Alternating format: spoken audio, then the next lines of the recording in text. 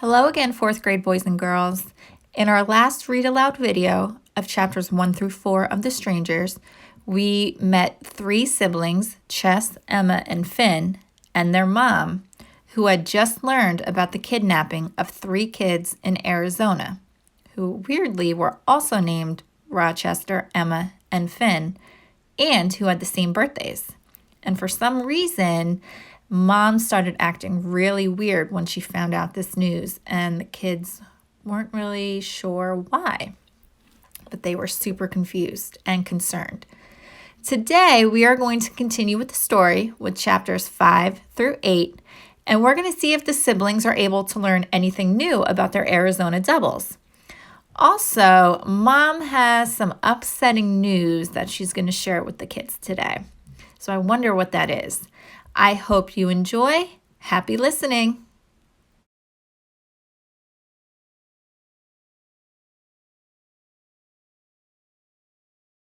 Chapter 5, Emma.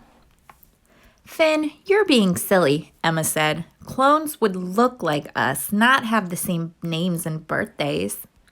The girl on the computer screen had straight, light brown hair, while Emma's was darker and wavy. It was hard to tell from a tiny picture, but the other girl may have even had bluish-purplish eyes, while Emma's were dark brown, almost black. Also, the other girl's chin was rounder, her cheeks were fuller, and her gaze was a little too peaceful. In every picture anyone had ever taken of Emma, she looked like she was trying to solve complicated math problems in her head. Sometimes she was. Having your picture taken was boring. Seeing the picture of someone with your exact same birthday and almost your exact same name who'd been kidnapped wasn't boring. It was the weirdest thing that had happened all day. But like all the other weirdness she'd cataloged that day, was it really all that stunning? Emma was glad Finn's question had awakened her brain again. Statistics, Emma said. Probability. There are billions of kids in the world. Probably millions of girls named Emma who have two brothers. Maybe thousands who have one brother named Finn. Hundreds, or well, at least dozens, who have a brother named Rochester. There's probably some formula you could do to figure out the chances that parents who like the name Emma would like the other two names too. And for the birthdays, there are only 365 possible birthdays anyone could have. 366 if you count leap day. So you just need 367 people in a room together to be sure that at least one pair has the same birthday. How many do you need to have 3 pairs of birthdays, all at the same? Chess asked. Emma was pretty sure there was a way to figure that out, but her mind was attacking the harder problem. How would you calculate the chances that 2 sets of siblings would have the same names in the same order? You'd have to know the number of all the possible names, wouldn't you? Since some people could just make up any name they wanted for their kids, was that even possible to put a number on? Emma did not like it when math failed her. The kidnapping, Mom whispered. The odds that anyone's children would be kidnapped are tiny, Emma finished for her. But this is like the chances of winning the lottery. There are overwhelming odds against anyone winning the lottery. So it's stupid to buy a ticket. But somebody is going to win. Somebody gets to be the 1 in a million, or else it'd be 0 in a million chances. But it's only one person who has to have that good luck. Being kidnapped sounds like bad luck to me, Finn said. Then he furrowed his brow and pointed at the laptop screen. Or are you saying those kids used up all the bad luck, so we never have to worry about being kidnapped? Thank you, other Finn and other Emma and other Rochester. I hope you get found soon. Mom seemed to shake herself and look down at Finn as if she was really seeing him for the first time since he'd walked into the kitchen. Then she lifted her head and her gaze darted first to Emma and then to Chess. She reached out and hugged all three kids, pulling them together so tightly that Emma could barely breathe. "You don't have to worry about being kidnapped," she said in her usual voice. "I promise I'll do everything I can to prevent that." It would have been really reassuring, except that Mom's voice quivered at the very end. And why would Mom think that she had to prevent anything? Chapter 6. Chess. Chess woke up in the middle of the night with aches in his legs. Growing pains, he thought. Mom had explained them to him a year ago, and then she helped him look them up online. Finn had asked, "What? It hurts to grow as tall as Chess? Maybe I'll just stay short." Finn was still so little, he thought you could control things like that. Chess couldn't remember his own brain ever working that way, thinking he got to choose whatever he wanted. For as long as Chess could remember, he'd had to be the responsible oldest kid, the one who had to help Mom with Emma and Finn, the mini grown-up. Was it just because Dad had died when all three of them were so young? Or did the other Rochester, the one who'd been kidnapped, feel that way too? Chess could picture the other Rochester, Rocky, crouched beside his younger brother and sister in some locked, windowless back of a van somewhere, or some locked, windowless basement. The younger kids would be crying, but Rocky would be telling them, "Everything's going to be all right. I'll take care of you." Even if he really was thinking, "There's no way out. What are we going to do?" Chess could picture it too well. Those kids have probably already been rescued, he told himself. They probably got balloons and welcome home banners and toys and ice cream, just like Finn said, hours ago. But Chess had seen how Mom kept checking her phone under the table all through dinner and even afterward while everyone was doing homework. She also kept her laptop balanced on her knees when, as a special treat before bedtime, she let them watch the first half of the Lego Batman movie. She said she was just typing up invoices to send out for her business, the kind of mindless work she could do while keeping one eye on animated Legos. But Chess was pretty sure she'd been checking news websites too. Mom would have told them if there'd been any news about the kids in Arizona being rescued. Chess stretched his legs, then he slipped out of bed. Sometimes it helps to stand up. Sometimes it helped to walk. He decided to go get a drink of water, but just as he put his hand on his doorknob, he heard another door open down the hall. Chess peeked out. The nightlight in the hallway cast eerie shadows, but he could tell that Mom's door was open down at the opposite end of the hall. A moment later, he heard a creak on the third step down on the stairway. So Mom's going downstairs, Chess thought. Sometimes when she couldn't sleep, she got up and worked in the middle of the night. She always said, "That's the great thing about working for myself. I can work all night and sleep all day if I want to. I don't have a boss telling me what to do." But Chess wondered if that happened more often when she was worried or upset. Did she ever wake up in the middle of the night and try to remember everything she could about Dad, the way Chess did sometimes? And was that maybe the reason she decided to get up and work instead? Chess decided to follow her. He tiptoed down the hall and went down the stairs by twos. It was only the third and the ninth ones that squeaked, so his descent was totally silent. He didn't want to wake Emma or Finn. Sometimes, when the younger kids weren't around, Mom would tell Chess things she wouldn't tell them. But when Chess got down to the first floor, Mom was nowhere in sight. With all the curtains and blinds drawn, Chess had to navigate by the thin slats of moonlight that trickled in along the edges. Once he got to the kitchen, he also had the red glow of the digital clock on the stove. It was 3:15 a.m. exactly when Chess noticed that the door to the basement was slightly open. Seriously, Chess thought, it's the middle of the night. And Mom still has to go down to the boring room to keep from being distracted. He started down the basement stairs, but froze when he heard Mom talking.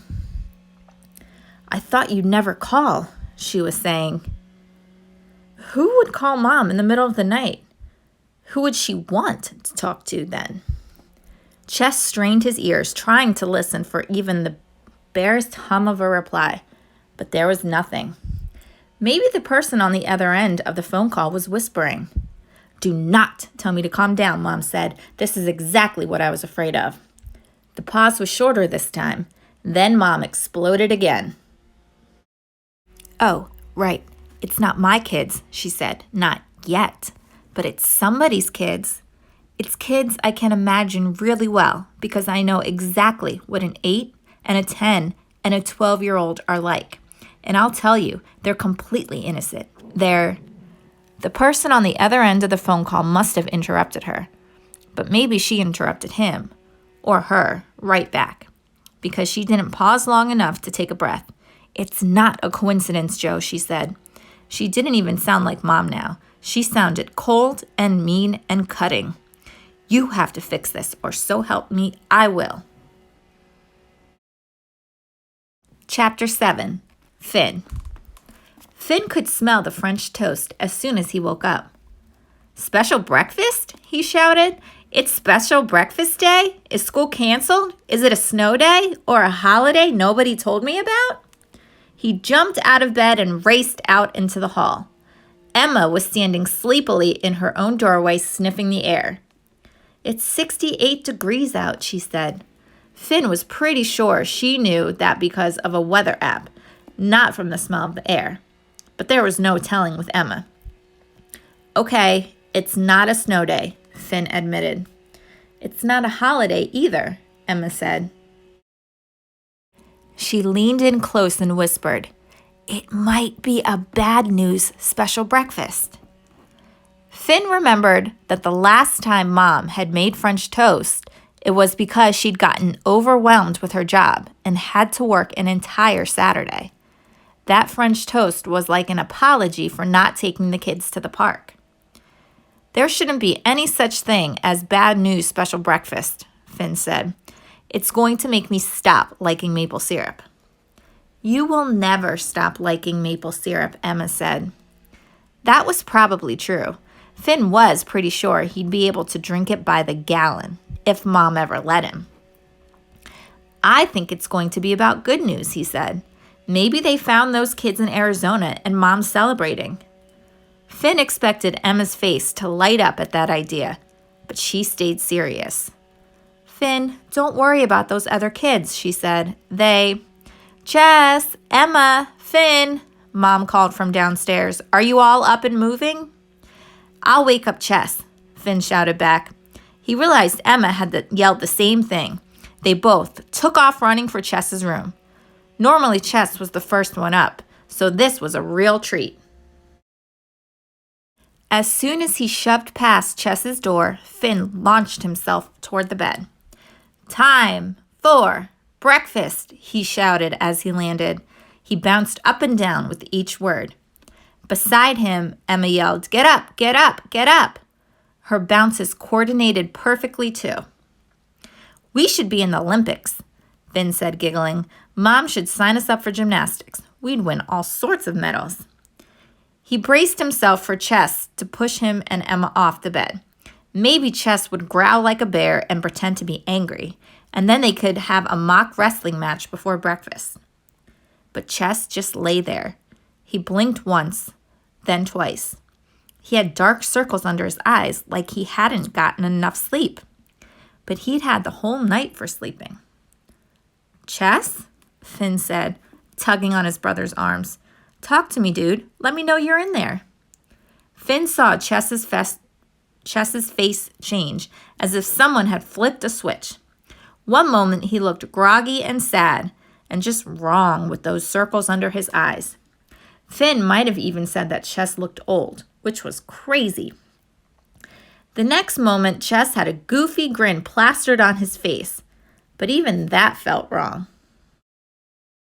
"Arr, matey, who dares to disturb the pirate captain's slumber?" Chess growled, which was from a book Finn had loved when he was little. Normally, this would have been just as much fun as the bear growl and the wrestling match. But something was wrong with Chess this morning. He wasn't just pretending or acting. It was more like he was pretending to pretend and acting like he was acting. He had layers, lots of them. What if that had always been true about Chess, and Finn had just never noticed? What if noticing was a sign that Finn was growing up? Finn kind of wanted to tell Chess and Emma this. Maybe both of them would sling their arms around his shoulders and say, "Ah, Grasshopper, let us initiate you into this stage of growing up. We're so proud of you. Neither of us figured out anything like that until we were 9. But Finn kind of didn't even want to think about it. Mom poked her head into Chess's room just then. She put a stack of laundry on Chess's dresser. "Come on, kiddos, get a move on," she said. "As soon as you're all dressed, I have a special breakfast ready for you." "It's because you have bad news, isn't it?" Finn blurted out. "We're having bad news French toast, like that day we couldn't go to the park." For a moment, it seemed like Mom had been wearing a mask, and the mask slipped off. It was almost like how Chess's face had changed, except in reverse. For just that one moment, it looked like Mom might start crying the way really little kids did, with a trembling lip and huge puddles of tears in each eye. But then Mom smiled and came over and ruffled his hair. "You're on to me, huh?" she said. "I guess I'll just have to save the French toast for good news days from now on. Anyhow, it's not really bad news, just—" "Spit it out," Emma demanded. On a normal day, Mom probably would have scolded Emma for how sassy and disrespectful that sounded. But today, Mom just gulped and smiled harder. "I found out this morning that I have to go away for a few days," she said, "for work. I'm sorry." "Oh, that's not so bad," Finn said. And maybe he was acting and wearing a mask a little bit too. Mom didn't travel for her job very often, but when she did, Finn always felt strange the whole time, even when he was at school and wouldn't have seen her anyhow. "Tell you what, you could make French toast every day between now and then to make it up to us." Mom laughed, but it sounded especially fake and sad. "Finn, this is really last minute," she said. "I have to leave today. How about if we have bad news French toast today and then a celebration special breakfast when I get back?" "When will that be, Mom?" Chess asked. Chess wasn't one of those kids who yelled at adults. Neither were Finn or Emma. And Chess had actually spoken more quietly than usual, not louder. But Finn got a picture in his mind of Chess slashing a sword through the air and driving its point into the ground, like someone issuing a dare. Finn glanced quickly back and forth between Mom and Chess. They both looked pretty normal for a Tuesday morning. Chess's hair was mashed on one side and sticking out on the other. He was wearing his Lakeside Elementary Safety Patrol shirt over his pajama pants. Mom had on an old Ohio State University sweatshirt that had once belonged to their dad, along with old jeans with a rip in the knee that had happened because she'd worn them too much, not because she bought them that way.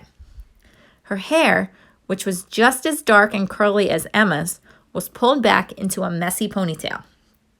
Still, Finn felt a little bit like he was watching strangers. Mom started acting like she really needed to straighten one of Chess's pictures on the wall above his bed. "I'm not quite sure when I'll be back," she said as she reached for the frame. She kept her head turned away from the kids. "Things are a little up in the air. I may not even be able to call home every day." Mom had turned into a stranger. She didn't leave things up in the air. Whenever she went away, she left behind a list of what she was doing every day, and exactly where she would be and how the kids or their babysitter could reach her every single minute, even if her cell phone was broken. Finn stopped feeling like he'd reached a new age of growing up. No matter how much he tried to hold it back, his bottom lip started to tremble. Chapter 8. Emma. Hello, Mom. Don't you see you're going to make Finn cry? Emma wanted to shout. You do not do that to a second grader right before school. So you'll have Mrs. Rubinsky stay with us while you're away? Emma asked. Mrs. Rubinsky was an old grandmotherly type who made no secret of the fact that Finn was her favorite of the 3 kids. The idea of even just one afternoon and evening of Mrs. Rubinsky asking constantly, "What would you like for dinner, Finn?" And, "Finn, could you tell us more about your day at school?" And, "Do you want me to read you a bedtime story, Finn?" kind of turned Emma's stomach upside down. But she wasn't going to complain if it would actually cheer Finn up now. Actually, no, Mom said. She had her face turned to the side, but Emma could see that Mom was biting her lip. I'm still working out those arrangements too. Like I said, this just came up. You know I'll cancel the trip if I can't be sure that the 3 of you are all right. So why don't you just cancel the trip already? Finn asked eagerly. If it's not that important, if it's cancelable. Mom didn't laugh and tell him that cancelable was not a word. Finn, she began. 2 things can be important at the same time, Chess said tonelessly. Mom's job and spending time with us. Both. Emma glanced over her shoulder at her older brother. Chess was just quoting an explanation Mom gave all the time. But did he actually think that that was going to help when he sounded so much like he was reading from a script? Emma waggled her eyebrows warningly at Chess and mouthed at him, "Sound normal." The truth was, sometimes she, Chess, and Mom all acted like Mrs. Rubinsky, as if taking care of Finn and keeping him happy was the most important thing. I think Mom's going to have some big adventure, Emma announced, and she'll bring back great stories and presents. This time, Mom did laugh, but it was an odd laugh, one that trailed off awkwardly. Emma, I'm just meeting with a client in Chicago who needs a lot of hand-holding, she said. I don't think it will be much of an adventure, but I will bring presents, okay? She looked down at the clock on Chess's bedside table. Now, seriously, everyone, move. They all scattered for a frenzy of clothes changing, face washing, and teeth brushing. Emma skipped combing her hair because she wanted to be the first one down to the kitchen. She had a secret, and she hadn't quite decided yet if she wanted to tell Mom. Last night, after everyone had gone to bed, Emma had crept back out of her room and gone downstairs and slipped Mom's cell phone out of her purse. Disappointingly, Mom was one of those parents who thought kids should wait until middle school before getting phones of their own. She also didn't think looking at a screen right before bedtime was a good idea. So Emma had to be sneaky. She typed in the password, which Mom probably didn't know that Emma knew. And then, sitting alone in the dark, Emma looked up everything she could about those kids in Arizona. They'd actually been kidnapped on Friday. So 3 whole days had passed, while 3 kids named Rochester, Emma, and Finn in Ohio had no idea that 3 other kids named Rochester, Emma, and Finn had been kidnapped in Arizona. That was weird. It seemed like Chess, Emma, and Finn should have known instantly about everything that happened to their Arizona doubles. Like, Emma should have felt a twinge in her side when she was sitting in social studies class and realized, oh no, the other Emma Grace is in danger. It felt like Chess, Emma, and Finn should have known all along that these other kids existed. Emma found a site dedicated to missing children, and she tested herself while looking at the page about the Emma from Arizona.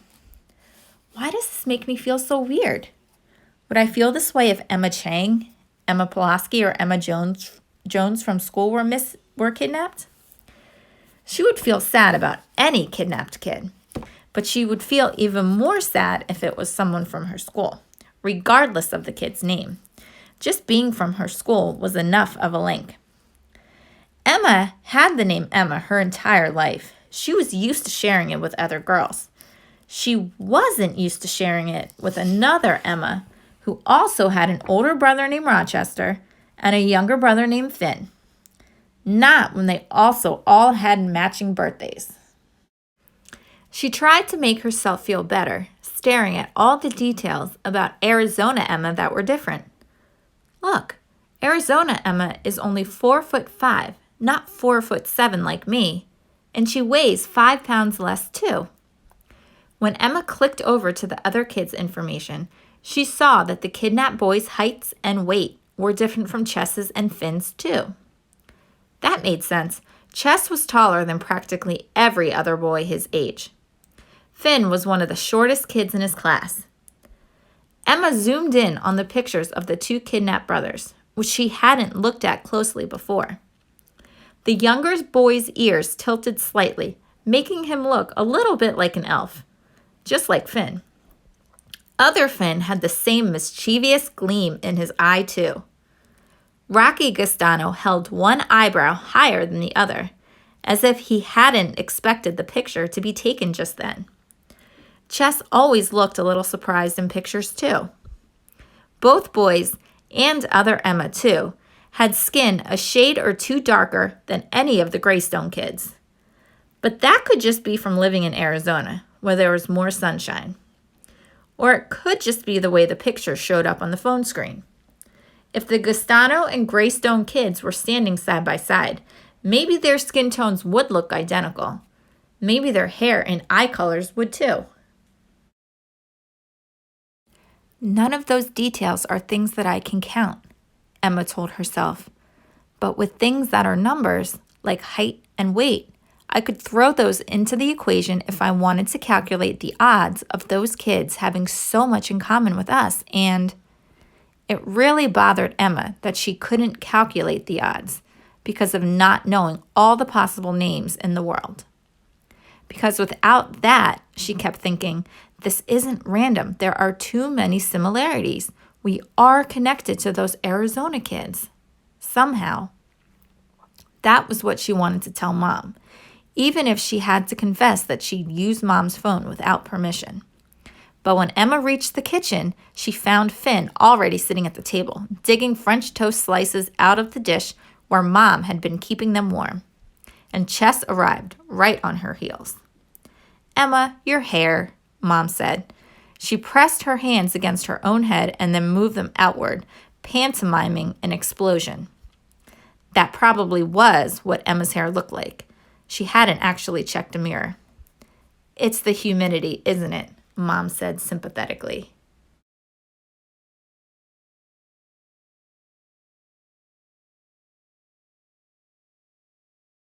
Chess, you go ahead and start eating. Emma and I are going to go back upstairs and work on her hair together. Perfect, Emma thought. She'd have Mom all to herself. But just then, Mom's phone pinged. Mom yanked it out of her purse and gave a huge sigh of relief. You don't have to go to Chicago after all? Finn said hopefully.